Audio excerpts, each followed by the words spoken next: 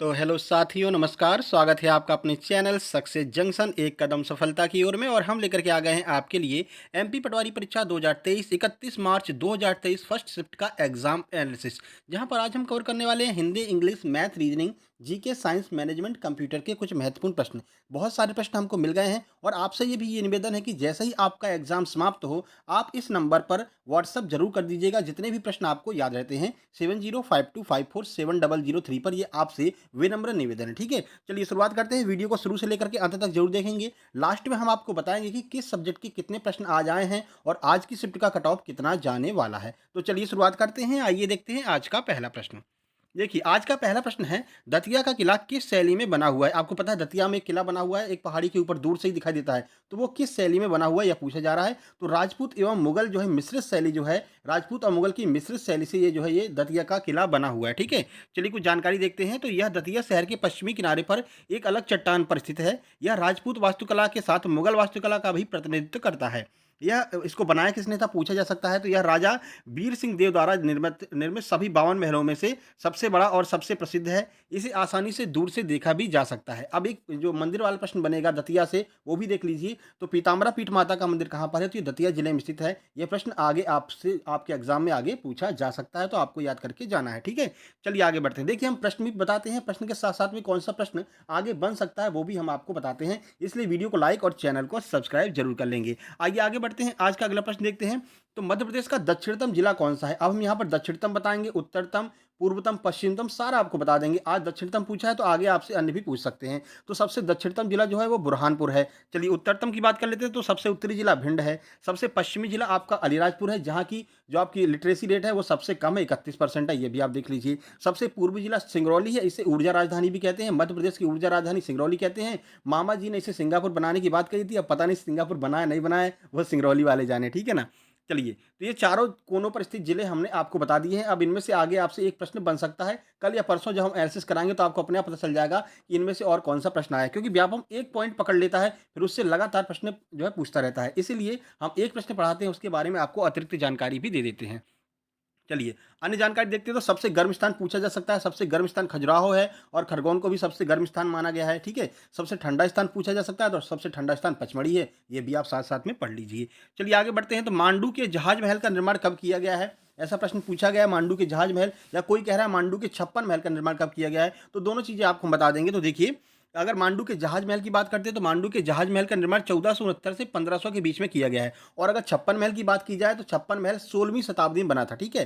छप्पन महल से बताया जा रहा है कि छप्पन महल से प्रश्न पूछा गया था कि कौन सी शताब्दी में बना था। तो छप्पन महल 16वीं शताब्दी में बना था। और जहाज महल का पूछा गया तो जहाज महल आपका 1469 से 1500 के बीच में है। इन दोनों में से एक ही प्रश्न आया था। लेकिन और जानकारी हम आपको देते हैं मांडू के महल के बारे में, कौन कौन से महल हैं, कब कब इनका निर्माण हुआ। तो देखिए, जो जहाज महल, इस महल का निर्माण सन 1469 से 1500 के बीच गयासुद्दीन द्वारा करवाया गया था। अब ये प्रश्न आपका बनेगा कि जहाज महल को किसने बनवाया था। आगे आपको देखने को मिलेगा, मांडू से सारे प्रश्न आपको देखने को मिलेंगे, ठीक है। क्योंकि आज छप्पन महल पूछा है तो कल जहाज महल पूछेंगे, फिर रानी का महल कहाँ पर है, ये सारा आपको बताया जाएगा। देख लीजिए, मांडू में और कौन कौन से महल है। तो रानी रूपमती का महल, बाज बहादुर का महल, जहाज महल, असरफी महल, जामा मस्जिद, ठीक है, हुसंग शाह का मकबरा सहित कुछ कुल जो 5 जो महल हैं या फिर 5 जो इमारतें हैं वो अभी नाजुक हालत में हैं। ये 5 इमारतें आपका कहाँ पर हैं? तो यहाँ पर मांडू में स्थित है। और ये जो आपका जामा मस्जिद वाला प्रश्न है ना, 2-3 बार पूछा जा चुका था। जामा मस्जिद वाला प्रश्न इसी एमपी पटवारी के एग्जाम में, ठीक है। चलिए, मध्य प्रदेश में तिघरा बोटिंग क्लब कहाँ पर स्थित है, ये पूछा गया है। तो मध्य प्रदेश के ग्वालियर में, ग्वालियर से आज 2 प्रश्न आया है। तो ग्वालियर में जो है तिघरा बोटिंग क्लब स्थित है। कुछ जानकारी आपको दिखाते हैं, देखिए। तो तिघरा जलाशय किस नदी पर है पूछा जाएगा। तो तिघरा जलाशय साँक नदी पर स्थित एक मीठे पानी का जलाशय है। यह ग्वालियर मध्य प्रदेश भारत से 23 किलोमीटर दूर स्थित है और शहर को मीठे पानी की आपूर्ति करने में सबसे बड़ी भूमिका निभाता है। यह बांध अपने शिखर पर 24 मीटर ऊंचा और 1341 मीटर लंबा है, ये ध्यान रखिएगा। कुछ अन्य प्रश्न बनेंगे ग्वालियर से, देख लीजिए। तो ग्वालियर के किलों को किलों का जिब्राल्टर कहा जाता है। और ये प्रश्न अभी सबसे पहले यही प्रश्न पूछा गया था कि ग्वालियर के किले को, मतलब किस किले को किलों का जिब्राल्टर कहा जाता है, किलों का रत्न कहा जाता है, तो वो ग्वालियर का है। अब देखिए, ग्वालियर के जब प्रश्न बन रहे हैं तो देखिए ग्वालियर के और अन्य कौन से प्रश्न बनेंगे। तो आज आपसे तिघरा डैम पूछ लिया है। आप पूछेगा कि एकमात्र सूर्य मंदिर जो मध्य प्रदेश में स्थित है वो मध्य प्रदेश में कहाँ पर है। तो आपका मध्य प्रदेश में ग्वालियर में जो है सूर्य मंदिर स्थित है, ठीक है। जो कोणार्क के सूर्य मंदिर की नकल है, अब आपसे आगे पूछा जाएगा, ठीक है। सिंधिया पैलेस आपसे पूछा जा चुका है। ठीक है? तो जितने भी प्रश्न अगर ग्वालियर से या किसी भी स्थान से रिलेटेड आते हैं, तो उस स्थान के बारे में और कौन-कौन सी महत्वपूर्ण प्रश्न बन सकते हैं, वो भी हम आपको साथ में बता देते हैं, ठीक है? इसीलिए आपका ये चैनल सबसे अलग है। देखिए भारत सरकार द्वारा वर्तमान में कितने वर्ष में राजकोषीय घाटे का लक्ष्य रखा गया है? यानी कि जो भारत सरकार है, उसका वर्तमान में राजकोषीय लक्ष्य कितना रखा गया, राजकोषीय घाटे का लक्ष्य कितना रखा गया है? इसका आंसर है 6.4 रखा गया है 2022 से 2023 वित्तीय वर्ष के लिए राजकोषीय घाटे का लक्ष्य। अब अगले वर्ष का भी आपसे पूछा जा सकता है, तो देख लीजिए वित्त वर्ष 2022-23 के लिए संशोधित अनुमान में वित्त मंत्री ने राजकोषीय घाटे का लक्ष्य 6.4% रखा है, ठीक है? जो कि बजट अनुमान के मुताबिक ही है। हालांकि अगले वित्त वर्ष के लिए इसे घटाकर 5.9% कर दिया गया है। तो कोई भी आपसे पूछ ले, वर्तमान का पूछे 6.4, अगले वर्ष का पूछे तो 5.9, दोनों आपको यहाँ पर याद हो गया, ठीक है? आगे बढ़ते हैं। कमलापति महल किस जिले में स्थित है? तो भोपाल में स्थित है कमलापति महल। चलिए कुछ जानकारी देख लीजिए। तो कमलापति महल भोपाल स्थित एक महल है जिसका निर्माण 1722 में हुआ था। यह भोपाल की सबसे बड़ी झील और छोटी झील के बीच पुल पर जो है स्थित है। इसका नाम रानी कमलापति के नाम पर रखा गया है, जो गिन्नौरगढ़ के प्रमुख गौड़ शासक निजाम शाह की रानी थी। राजमहल को भारतीय पुरातत्व सर्वेक्षण द्वारा राष्ट्रीय महत्व के स्मारक के रूप में घोषित किया जा चुका है। ये आपको कमलापति जो है महल के बारे में आपको जानकारी दे दी। अब देख लीजिए यहाँ पर एक महत्वपूर्ण प्रश्न बनेगा। भोपाल के हबीबगंज रेलवे स्टेशन का नाम बदल करके रानी कमलापति कर दिया गया है। याद रखिएगा, ये प्रश्न बन सकता है क्योंकि करंट का और चर्चा में बना हुआ है, ठीक है? अब देखिए, रानी कमलापति जो रेलवे स्टेशन है, जो आपका हबीबगंज, जिसे अब रानी कमलापति कहते हैं, इसका निर्माण किसने किया है? ये पहले प्रश्न पूछा जा चुका है। तो बंसल ग्रुप के द्वारा इसका निर्माण किया गया है और ये ISO सर्टिफाइड जो आपका स्टेशन है, जो आपका हबीबगंज रेलवे स्टेशन या फिर रानी कमलापति रेलवे स्टेशन है। याद रखिएगा, आगे कहीं ना कहीं ये प्रश्न टकराने की प्रबल संभावनाएं हैं। आगे बढ़ते हैं। इनमें से कौन-सी जो आपकी 600 मेगावाट की बिजली परियोजना इनमें से कौन-सी है? ऑप्शन में ही दिया होता है संत सिंगाजी ताप विद्युत गृह जो है वो 600 मेगावाट की करंट अफेयर का यह प्रश्न है। अब ये करंट अफेयर से प्रश्न कहाँ से आया, कब ये प्रश्न बना था? आइए देख लेते हैं। तो देखिए, श्री संत सिंगाजी ताप विद्युत गृह की इकाई नंबर 1 ने बनाया नया रिकॉर्ड। अब इसने नया रिकॉर्ड बनाया, इसलिए ये प्रश्न आपके एग्जाम में आया है। देखिए, Madhya Pradesh power generating company के अंतर्गत संचालित श्री सिंगाजी ताप विद्युत परियोजना की 600 मेगावाट क्षमता की एक यूनिट से 150 दिनों से लगातार बिजली का उत्पादन हो रहा है और ये एक नया रिकॉर्ड है, इसलिए यह प्रश्न आपके एग्जाम में आया है, ठीक है? 600 मेगावाट की विद्युत परियोजना कहाँ पर है? तो ये आपकी संत सिंगाजी विद्युत परियोजना खंडवा में है, ठीक है? चलिए आगे बढ़ते हैं। अगला प्रश्न था कि एक राज्यपाल को एक से अधिक राज्य की जिम्मेदारी किस संविधान संशोधन द्वारा जोड़ी गई? यानी कि एक एक जो राज्यपाल है उसको एक से अधिक राज्य की जिम्मेदारी दी जा सकती है। ये कौन से संविधान संशोधन द्वारा कब जोड़ा गया? तो 1956 के संविधान के संशोधन द्वारा इसको जोड़ा गया था, ठीक है? चलिए कुछ जानकारी देख लीजिए इस प्रश्न के बारे में। तो राज्यपाल अपने सभी विश्वविद्यालयों के कुलाधिपति भी होते हैं। ये भी याद रखिए कि सभी विश्वविद्यालय के कुलाधिपति कौन होते हैं? तो राज्यपाल होते हैं जिस राज्य के होंगे, ठीक है? इनकी स्थिति राज्य में वही होती है जो केंद्र में राष्ट्रपति की होती है। केंद्र शासित प्रदेशों में उपराज्यपाल होते हैं। याद रखिएगा, केंद्र शासित प्रदेश जो होते हैं उनमें उपराज्यपाल होते हैं, राज्यपाल नहीं होते हैं, ठीक है? सातवें संविधान संशोधन 1956 के तहत राज्यपाल एक से अधिक राज्यों के लिए भी नियुक्त किया जा सकता है। कौन सा संविधान संशोधन है? 7वां। कब हुआ? 1956 में हुआ। साथ ही साथ में आपको एक बात और बता दें, कंप्यूटर के 15 मार्च से अब तक के जितने प्रश्न आए हैं उनकी एक अलग वीडियो हमने अपलोड कर दी है। जैसे ये वीडियो खत्म होगी इसी स्क्रीन पर आपको देखने को मिल जाएगी। उसके बाद इंग्लिश के जितने इडियम्स, फ्रेज, वोकैब जितने भी 15 मार्च से अब तक आए हैं उसकी एक अलग सी वीडियो 15 मिनट की अपलोड कर दी है। अगर आपको मिल जाए तो थोड़ा सा सर्च करेंगे तो आपको देखने को मिल जाएगी। कल ही हमने अपलोड की है, कल 2 वीडियो अपलोड की है, ठीक है? इसके अलावा सामान्य प्रबंधन के ऐसे प्रश्न जो सबसे ज़्यादा आ रहे हैं, केस स्टडी वाले प्रश्न। तो अगर आपके 15 प्रश्न सामान्य प्रबंधन में आ रहे हैं तो लगभग 7 से 8 प्रश्न केस स्टडी के आते हैं। तो केस स्टडी वाले जितने प्रश्न हैं, जितने अब तक आए हैं, उनको हमने एक अलग वीडियो में कंपाइल कर दिया है। आज सुबह ही उसको अपलोड कर दिया है। ये सारी वीडियो आपको देख लेनी है, ठीक है? चलिए बाकी कुछ वीडियो हम इस स्क्रीन पर भी आपको दिखा देंगे, तो यहाँ पर भी क्लिक करके आप देख सकते हैं, ठीक है? इसके बाद में हम जीके जीएस के जितने प्रश्न मार्च में, पूरे मार्च में 15 मार्च से अब तक जीके जीएस साइंस जितने प्रश्न पूछे गए हैं उनकी वीडियो लगभग तैयार हो चुकी है, कल आपको देखने को मिल जाएगी। चलिए आगे बढ़ते हैं, इसलिए वीडियो को लाइक कर लीजिए। घाटी गांव कहाँ पर स्थित है? ये प्रश्न आज बना था, ग्वालियर से दूसरा प्रश्न है। आइए देखते हैं, तो ग्वालियर में स्थित है घाटी गांव। कुछ जानकारी देखते हैं कि ये प्रश्न आपके एग्जाम में क्यों आया है। तो इसकी स्थापना 1981 में ग्रेट बस्टर्ड इंडियन के लिए इंडियन जो बर्ड होती हैं उनके आवास की रक्षा के लिए की गई थी। यह कई अन्य पक्षियों के साथ साथ ब्लैक बक, चीतल, देखिए ब्लैक बक का नाम क्या है? एंटीलोप सर्विकापा। इसको याद रखिएगा क्योंकि ये प्रश्न आपके एग्जाम में बन सकता है। चीतल का वैज्ञानिक नाम क्या है? जंगली सुअर और धारीदार लकड़बग्घे। ये हाइना जो है धारीदार लकड़बग्घों का नाम होता है। ये आपके प्रश्न आगे बनेंगे क्योंकि प्रश्न खत्म होने वाले हैं भाई। 26 अप्रैल तक पेपर चल रहा है, प्रश्न खत्म हो जाएँगे, तो यही प्रश्न आपको आगे देखने को मिलेंगे। तो जिनका भी पेपर अगले कुछ दिनों में है, तो ये वीडियो बहुत ज़्यादा महत्वपूर्ण है, इसको ज़रूर देखिएगा और जो कल हम वीडियो लेकर के आएँगे, अभी तक जितने जीके, जीएस और साइंस के प्रश्न आए हैं, उस वीडियो को ज़रूर देख लीजिएगा, इसलिए चैनल को सब्सक्राइब करके नोटिफ़िकेशन बेल ज़रूर दबा लीजिए। चलिए आगे बढ़ते हैं। इनमें से कौन-सी रचना हरिवंश राय बच्चन की रचना है, ठीक है? अब देखिए ये नहीं बताया गया था कि कौन-सी रचना पूछी गई है, लेकिन हम आपको बता देते हैं सारी रचनाएँ हरिवंश राय बच्चन की। तो क्या भूलूँ, क्या याद करूँ, ये सबसे महत्वपूर्ण रचना है हरिवंश राय बच्चन की। बाकी अन्य रचना है मधुबाला, मधुकलश, शतरंगिनी, मधुशाला, नीड का सहारा, ये सारी रचनाएँ जो हैं वो आपके हरिवंश राय बच्चन की रचना है, जो कि अमिताभ बच्चन जी के पिताजी थे, ठीक है? चलिए आगे बढ़ते हैं, अगला प्रश्न देखते हैं। देखिए, उड़िया भाषा का वर्णन भारतीय संविधान की किस अनुसूची में किया गया है? तो 8वीं अनुसूची में जो है उड़िया भाषा का जो है वर्णन किया गया है। इसको अभी हाल ही में कौन से संविधान संशोधन के द्वारा बदल दिया गया, इसका नाम चेंज किया है। तो देखिए 2011 के 90वें संविधान संशोधन अधिनियम ने ओडिया के लिए ओडिया को मतलब जो उड़िया भाषा थी उसके लिए ओडिया को प्रतिस्थापित किया है। नतीजन 8वीं अनुसूची में उड़िया भाषा का उच्चारण ओडिया के रूप में किया जाएगा। 8वीं अनुसूची में इसका नाम बदल दिया गया है। 8वीं अनुसूची में कुल कितनी भाषाएँ हैं? तो कुल 22 भाषाएँ हैं 8वीं अनुसूची में, आपको याद रखना है। इनमें से कौन-सी रचना तुलसीदास की नहीं है? नहीं है पूछा गया था, अब ऑप्शन तो पता नहीं कि क्या दिया था, लेकिन तुलसीदास की कुल कितनी रचनाएँ हैं वो हम आपको बता देते हैं। इनमें से जो अलग होगी वही उनकी रचना नहीं होगी, ठीक है? तो चलिए तुलसीदास के काल के अनुसार जो है रचनाएँ देख लेते हैं। तो देखिए रामलला नहछू, ठीक है? बैरागी संदीपनी, और रामाज्ञा प्रश्न, जानकी मंगल, रामचरितमानस, सतसई, पार्वती मंगल, गीतावली, विनय पत्रिका, कृष्ण गीतावली, बरवे रामायण, दोहावली और कवितावली। ये जो है 12 रचनाएँ हैं तुलसीदास जी की, जो बार-बार परीक्षाओं में पूछी जाती हैं। इनसे अलग जो रचना दी गई होगी वही आपका उसमें आंसर होगा, ठीक है? सारी हमने आपको बता दी। गुप्त काल में सबसे ज़्यादा शिलालेख किसके प्राप्त हुए हैं? यानी कि कौन-सा ऐसा शासक है जिसके काल में सबसे ज़्यादा शिलालेख प्राप्त हुए हैं? तो सही आंसर है कुमारगुप्त। कुमारगुप्त के शासनकाल में 18 शिलालेख प्राप्त हुए हैं। कुछ लोग कह रहे हैं कि सर टोटल शिलालेख पूछे थे, तो टोटल शिलालेख अगर 48 ऑप्शन दिया है तो 48 इसका आंसर हो जाएगा, ठीक है? चलिए देखते हैं। कुमारगुप्त प्रथम के अब तक कुल 18 अभिलेख प्राप्त हुए हैं। इतने अधिक अभिलेख किसी भी अन्य गुप्त शासक के काल में नहीं मिले हैं, तो कुमारगुप्त के सबसे ज़्यादा 18 अभिलेख हैं, टोटल 48 अभिलेख हैं, ठीक है? चलिए, इनमें से कौन-सा रोग सफाई ना होने की वजह से फैलता है? कुछ साइंस के प्रश्न देख लेते हैं। तो देखिए, नहीं वाले जो प्रश्न होते हैं उनका ऑप्शन होना ज़रूरी है, तो ऑप्शन नहीं पता है, लेकिन गंदगी से कौन-कौन सा रोग फैलता है वो हम देख लेते हैं सारे रोग। तो देखिए बैक्टीरिया, वायरस व फफूंदी, डायरिया, वायरल बुखार, पेट का संक्रमण तथा पीलिया, ये सारे रोग जो हैं वो गंदगी की वजह से फैलते हैं। अब देख लीजिए ऑप्शन में क्या दिया हुआ था, वही आपका आंसर हो जाएगा और ये सारे ऑप्शन आगे भी आपको देखने को मिल सकते हैं, ठीक है? चलिए, एनीमिया रोग किसकी कमी से होता है? तो आयरन की कमी से एनीमिया रोग होता है। देख लीजिए कुछ जानकारी। और आयरन किससे मिलता है? हीमोग्लोबिन से, ठीक है? देखिए हीमोग्लोबिन फेफड़ों से ऑक्सीजन लेकर रक्त में ऑक्सीजन पहुंचाता है, इसलिए आयरन की कमी से शरीर में हीमोग्लोबिन की कमी हो जाती है और हीमोग्लोबिन कम होने से शरीर में ऑक्सीजन की कमी होने लगती है। इसी वजह से कमजोरी और थकान महसूस होती है। ऐसी स्थिति को एनीमिया कहा जाता है। सारी डेफिनेशन भी बता दी, एनीमिया क्या होता है वो भी हमने आपको बता दिया, किस वजह से होता है वो बता दिया, ठीक है?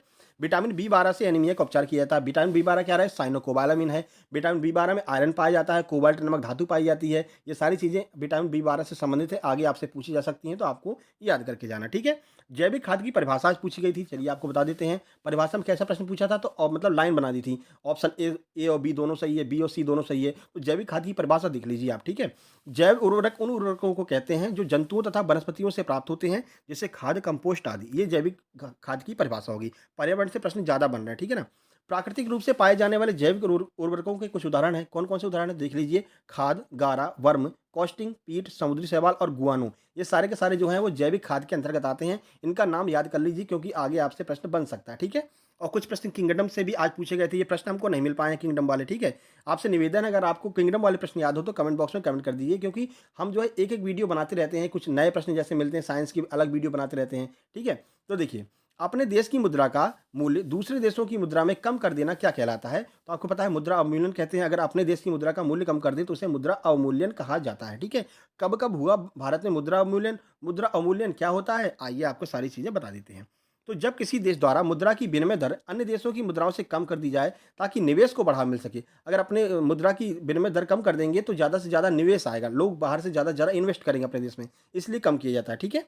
तो किया जाए तो निवेश को बढ़ावा मिल सके तो उसे अवमूल्यन कहते हैं, इसलिए मुद्रा को जो कम कर देते हैं उसे मुद्रा अवमूल्यन कहते हैं। कब-कब हुआ है? तो भारत सरकार द्वारा 1949, 1966, 1991 में भारतीय रुपए का अवमूल्यन किया गया है। अब कुछ लोग कहते हैं सर आपकी स्पीड बहुत तेज़ है। देखिए स्पीड हम इसलिए तेज़ रखते हैं, ज़्यादा से ज़्यादा प्रश्न कम समय के अंदर आपको बताने हैं, क्योंकि आपका समय बहुत महत्वपूर्ण है, ठीक है? जितना समय आप फालतू के एनालिसिस से में लगाएँगे 2 घंटे, 3 घंटे, उससे अच्छा है कि एक 10 मिनट की वीडियो में पूरा एनालिसिस देख करके और सीधे अपने काम पर लग जाइए, अपनी तैयारी में लग जाइए, ठीक है? सारा एनालिसिस आपको मिल जाता है, पेपर कैसा आया है, कितना कट ऑफ जाएगा, किस सब्जेक्ट से कितने प्रश्न आए हैं, ठीक है ना? उसी हिसाब से अपनी तैयारी की। चलिए हिंदी की बात करते हैं तो बारडिक छंद पूछे जा रहे हैं। अभी तक मात्रिक पूछे जा रहे थे, लोग बड़े खुश थे, लेकिन जैसे ही पैटर्न चेंज हुआ है 30 मार्च के बाद में, मेरे भाई अब वार्णिक छंद आ रहे हैं। 3 प्रश्न वार्णिक छंद के आए थे। तथापि का पूछा गया था कि तथापि में कौन-सी संधि है, या फिर पूछा गया था कि दीर्घ स्वर संधि का उदाहरण कौन-सा है? तो जो तथा प्लस अपि जो है, तथापि है, वो दीर्घ स्वर संधि का उदाहरण है, ठीक है? कंठ तालव्य की परिभाषा पूछी गई थी। कंठ तालव्य स्वर नहीं पूछे गए थे। बोला गया था कि कंठ तालव्य मतलब जो वर्ण होते हैं वो कैसे बनते हैं? फिर उसमें 4 ऑप्शन दिए हुए थे, वो आपसे जो है पूछा गया था। जीभ से बोले जाने वाले वर्ण कौन से हैं? ये आपसे पूछे गए थे, 4 ऑप्शन दिए थे अलग-अलग वर्णों को मिला करके, ठीक है? धर्मवीर भारती की जो है रचना है, धर्मवीर भारती की रचना आपसे पूछी गई है। तत्सम पूछा गया है, उत्प्रेक्षा अलंकार पूछा गया है। खालिस्तान जो है अब हिंदी में भी खालिस्तान आने लगे हैं, ठीक है? काल से प्रश्न पूछा गया कि हेतु हेतु मध्य काल का उदाहरण बताइए इनमें से कौन-सा है? तो ये सब आपको पढ़ कर के जाना। बता रहे हैं कि हिंदी अब थोड़ा-सा टफ होने लगी, कठिन होने लगी, ठीक है? शुद्ध अशुद्ध के प्रश्न पहले भी आ रहे थे, अब भी आ रहे हैं। 3 प्रश्न वाच्य के भी आए हैं और विलोम के भी प्रश्न देखने को मिले हैं। चलिए मैथ की बात करते हैं तो मैथ में अब पूरा खेल कैलकुलेशन का हो गया है, ठीक है ना? देखिए, तो डीआई के 3 प्रश्न, 3 प्रकार की डीआई आई थी, 3 डीआई आई थी और हर डीआई से मात्र 2-2 प्रश्न पूछे गए थे। बैंकिंग लेवल की डीआई आई थी, ठीक है ना? खाली डीआई ही आज कठिन थी, बाकी सिम्प्लीफिकेशन के 8 प्रश्न थे और थोड़ा बहुत कैलकुलेटिव थे, कर सकते थे आप। 8 प्रश्न आज सिम्प्लीफिकेशन के देखने को मिले हैं। 1 प्रश्न ट्रेन का, बॉड मास के 3 से 4 प्रश्न, पासा वाली प्रायिकता आई थी। जो प्रायिकता थी वो पासा वाले से मतलब प्रश्न से संबंधित थी। कैसे पासे को उछालते हैं, 6 ना आने की प्रायिकता बताइए, ठीक है? उसके बाद पाई चार्ट के 2 प्रश्न थे। बहुपद अल्फा बीटा मूलों का योग से 3 प्रश्न थे। बहुपद क्या 3 प्रश्न आए थे, वही मूलों का योग क्या होगा, मूलों का गुणनफल क्या होगा, ठीक है ना? इन सब से पढ़ कर के जाइए, नया टॉपिक ऐड हुआ है। टाइम एंड वर्क के 2 प्रश्न थे, ठीक है? प्रॉफिट लॉस से 2 प्रश्न थे। सीआई से 2 प्रश्न देखने को मिले हैं। परसेंटेज के भी 3 प्रश्न थे और एवरेज से भी 2 प्रश्न थे। मैथ और रीजनिंग दोनों अगर आप बना करके जाते हैं अच्छे से, तो अच्छे खासे नंबर आपके आ जाएँगे, क्योंकि जीके जीएस का कोई भरोसा नहीं है। रीजनिंग की बात करते हैं, देखिए लेकिन अब रीजनिंग भी टफ हो गई है। पजल आई थी बैंकिंग लेवल की, 5 से 6 प्रश्न एक पजल से पूछे गए थे। यानी कि इसका मतलब है, जहाँ तक मेरा कहना है, कि फ्लोर वाली पजल या तो आएगी या फिर आपकी बॉक्स वाली पजल आई होगी, ठीक है? अब इस पजल को सॉल्व करने का सिंपल तरीका क्या होता है, वो हम एक वीडियो में आपको बता देंगे अगर आप चाहेंगे तो, ठीक है? सिटिंग अरेंजमेंट के प्रश्न आए थे। 6 प्रश्न सिटिंग अरेंजमेंट के थे, जिसमें कि मतलब 6 लोगों को बिठाया था इनसाइड आउटसाइड करके, ठीक है? ये प्रश्न जो है सिटिंग से आए थे। नंबर सीरीज़ के 4 प्रश्न, कोडिंग डिकोडिंग के 4, नेक्स्ट आकृति ने अगली आकृति जो होती है ना, उसके 3 से 4 प्रश्न थे। उसके बाद संगत असंगत आपको छाँटना था। रैंकिंग के 3 प्रश्न थे और वर्गीकरण के भी 4 प्रश्न थे एनालॉजी वाले, ठीक है? इनमें से कौन-सा अलग है, ऐसे करके 4 प्रश्न थे। चलिए इंग्लिश की बात करते हैं तो वही बात, देखिए ईडियम्स, आज 7 ईडियम्स एंड फ्रेज़ पूछे गए हैं और ईडियम फ्रेज़ की कल हमने वीडियो अपलोड कर दी थी, ठीक है? तो जिन लोगों ने देख लिया होगा उनको बहुत ज़्यादा फ़ायदा यहाँ पर मिला होगा। एक और वीडियो लेकर के आएँगे ईडीएम फ्रेज़ की, इसमें केवल और केवल ईडीएम फ्रेज़ और आपका जो है ईडीएम फ्रेज़ के साथ में हम एक्टिव वॉइस, पैसिव वॉइस को भी रख लेंगे, डायरेक्शन को भी रख लेंगे। मतलब आपको नियम बता देंगे कैसे करना है, बाकी आप सॉल्व तो आसानी से कर लेंगे उस वीडियो को देखने के बाद में। तो कल या परसों में वो वीडियो भी आ जाएगी। एरर डिटेक्शन के प्रश्न आज पूछे गए हैं, कॉमन एरर जिसे कहते हैं, वो प्रश्न आज पूछे गए हैं, ठीक है? एरर करेक्शन के भी प्रश्न आए हैं, यानी इनके स्थान पर कौन-सा, मान लीजिए कोई लाइन दी है उसमें से कुछ गलत है, उसके स्थान पर क्या भरेंगे कि वो सही हो जाएगा? ऐसा प्रश्न आज इंग्लिश में देखने को मिला है, ठीक है? पीक्यूआरएस वाले 2 प्रश्न आए थे, यानी कि वही अलग-अलग रीअरेंज करने के लिए, ठीक है? और मिसस्पेल्ड के भी 2 प्रश्न थे। चलिए प्रबंधन की बात करते हैं तो वही, देखिए प्रबंधन से केस स्टडी से 6 से 7 प्रश्न आए हैं। अब जिन लोगों ने कल हमारी केस स्टडी वाली वीडियो देख ली होगी, आज सुबह ही अपलोड किए शायद हमने, कल रात में अपलोड कर दी थी। कल रात में जो जिन लोगों ने वो वीडियो देख ली होगी, उन्हें बहुत ही ज़्यादा फ़ायदा मिला होगा। बहुत से लोग कह रहे हैं सर 10 से 15 क्वेश्चन ही आ रहे हैं मैनेजमेंट के, जिनमें लगभग 10 प्रश्न तो सर केस स्टडी के ही आ रहे हैं। कैसे अपने दिमाग लगा करके उस प्रश्न को सॉल्व करना है, ठीक है? तो वो वीडियो कल हमने रात में अपलोड कर दी है। इस वीडियो के अंत में वो आपको देखने को मिल जाएगी, उस पे क्लिक करके वो आप देख लीजिए, ठीक है? बैंकिंग के प्रश्न आपके आ रहे हैं। डिमांड सप्लाई से एक प्रश्न था, मांग की पूर्ति और लोच का एक प्रश्न था। विपणन से भी एक प्रश्न, 1-2 प्रश्न विपणन के आ रहे हैं। लेखांकन का एक, मार्केटिंग 2 और संगठन के भी 2-3 प्रश्न आ रहे हैं, ठीक है? चलिए कंप्यूटर की बात करते हैं तो कंप्यूटर में आज एसरैम का फुल फॉर्म पूरा पूछा था। स्टैटिक रैंडम एक्सेस मेमोरी एसरैम का फुल फॉर्म होता है, ठीक है? एक्सेल के 2 प्रश्न थे। एमएस ऑफिस के 2 से 3 प्रश्न थे। रोम का कार्य क्या होता है ये पूछा, फुल फॉर्म नहीं पूछा। रोम का कार्य क्या होता है? बिजली चली जाएगी तो रोम में चीज़ें कहाँ पर इकट्ठी होती हैं? रोम में इकट्ठी हुई चीज़ें डिलीट हो जाती हैं कि रहती हैं? ऐसा करके 4 ऑप्शन देकर के प्रश्न पूछा था, ठीक है? एमएस वर्ड का प्रश्न था। एमएस विंडो से भी 2 से 3 प्रश्न थे। सॉफ्टवेयर का, इनमें से कौन सा सॉफ्टवेयर है, नहीं है, इनमें से प्रश्न थे। और इनपुट आउटपुट में पूछा गया था कि कीबोर्ड इनमें से कौन सी वो है, इनपुट है कि आउटपुट है, वो आप आराम से बता सकते हैं। चलिए ओवरऑल बात करते हैं तो ओवरऑल अगर क्वेश्चन की बात करें तो मैथ रीजनिंग 65 ही आया। कल 70 प्लस आ रहा था, मतलब 30 मार्च से पहले 70 प्लस आ रहा था, अब 65 प्लस ही रीजनिंग और मैथ मिला करके आया है। हिंदी के 24 प्रश्न पूरे हैं, थोड़ी सी टफ लेवल की हिंदी, हिंदी पढ़ करके जाइए अंदर से। उसके बाद जीके और साइंस के 48 प्रश्न हैं। कंप्यूटर के 22 प्रश्न हैं, मैनेजमेंट के 15 से 17 प्रश्न ही आ रहे हैं, जिनमें 10 प्रश्न केस स्टडी के आ रहे हैं। तो कल वाली वीडियो ज़रूर देख लीजिए। एक और वीडियो लेकर के आएँगे जिनमें केस स्टडी के साथ-साथ में अन्य जो प्रश्न आ रहे हैं आपके बैंकिंग के, विपणन के, ये कैसे प्रश्न हैं, इन सबको इसमें ऐड कर देंगे, ठीक है? तो सब्सक्राइब ज़रूर कर लेंगे, बहुत ज़्यादा फ़ायदा आपको ना केवल अभी, बल्कि आगे वनरक्षक आने वाला है, एमपीएसआई आने वाला है, एमपी पुलिस है, इन सब के लिए बहुत ज़्यादा फ़ायदा आपको मिलने वाला है इस चैनल पर बने रहने से, ठीक है? तो सब्सक्राइब ज़रूर कर लीजिए, समय-समय पर सारी जानकारी आपको हम देते रहेंगे। आज के शिफ्ट की कट ऑफ की बात करें तो थोड़ा-सा टे शिफ्ट जो है मतलब कठिन कही जा सकती है, तो 135 से 140 के बीच में जो भी वेरी कर रहा होगा, जो भी होगा उसको आराम से पटवारी की तो एक पोस्ट मिल ही जाएगी, ठीक है? तो 140 प्लस के आस-पास जो है कट ऑफ जाने वाला है। बाकी ओबीसी, एससी, एसटी अपने अपने हिसाब से 1-1, 2-2 नंबर कम कर लीजिए। अब इतना काम हमने आपके लिए कर लिया है। अब आपको बस इतना करना है, वीडियो को लाइक करना है, चैनल को सब्सक्राइब करना है और दोस्तों तक शेयर कर देना है। इसके बाद में शाम वाले एग्ज़ाम की जो एनालिसिस होगा, सबसे पहले सबसे ज़्यादा प्रश्न हम लेकर के आएँगे। तो चैनल को सब्सक्राइब करके नोटिफ़िकेशन बेल ज़रूर दबा लेंगे और अगर आगे की शिफ्ट में आपका एग्ज़ाम है तो मेरे भाई प्लीज़, प्लीज़ आप इस जो नंबर हम आपको दे रहे हैं, इस नंबर पर आप ज़रूर से ज़रूर व्हाट्सएप अपने प्रश्नों को कर दीजिए। फ़ोन मत लगाइए क्योंकि इस पे फ़ोन लगेगा भी नहीं और अगर लगेगा भी कोई उठाएगा नहीं क्योंकि ये ऑफ़िस का नंबर है, कोई नहीं उठाता, ठीक है? 7052547003 इस पर ज़रूर से ज़रूर भेज दीजिएगा, ठीक है? बाकी जल्द ही मिलते हैं एक नई वीडियो में, तब तक के लिए नमस्कार, धन्यवाद।